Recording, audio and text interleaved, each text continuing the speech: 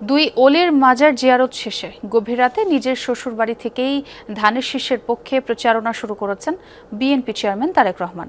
ধানের শীষকে বিজয়ী করতে শ্বশুরবাড়ি এলাকার মানুষসহ সারা দেশের মানুষের কাছে দোয়া চান তিনি। সে সাথে ক্ষমতায় গেলে খাল খনন এবং কৃষি ও কৃষক বান্ধব সরকার গঠনের প্রতিশ্রুতি দেন তারেক রহমান। ঘড়ির কাঁটায় রাত যখন প্রায় ১টা ছুঁই ঠিক সেই সময়ই সিলেটের দক্ষিণ সুরমা উপজেলার সিলাম এলাকায় শ্বশুরবাড়িতে পৌঁছান তারেক রহমান, সাথে স্ত্রী জোবায়দা রহমান। পৌঁছেই সদ্যপ্রয়াত বেগম খালেদা জিয়া প্রয়াত শ্বশুর মাহবুব আলী খানের জন্য বিএনপি আয়োজিত বিশেষ মোনাজাতে অংশ নেন তিনি। এরপরই মাইক্রোফোন হাতে নির্বাচনী আচরণবিধি মেনে রাত ১টার দিকে আনুষ্ঠানিকভাবে প্রচারণা শুরুর ঘোষণা দেন তিনি।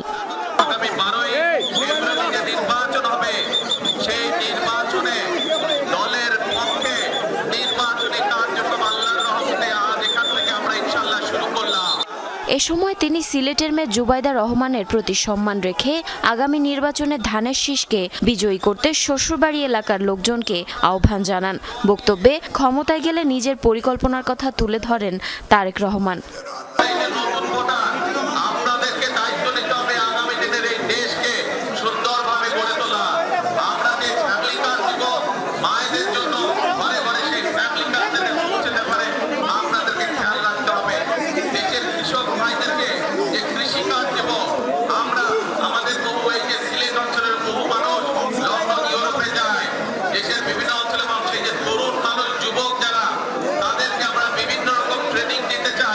এর আগে বুধবার রাতে সিলেটে পৌঁছেই হযরত শাহজালাল ও শাহপরান রহমাতুল্লাহি আলাইহির মাজার জিয়ারত করেন বিএনপি চেয়ারম্যান।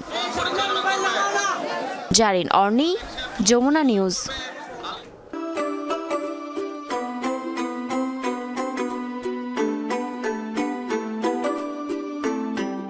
From Nestlé.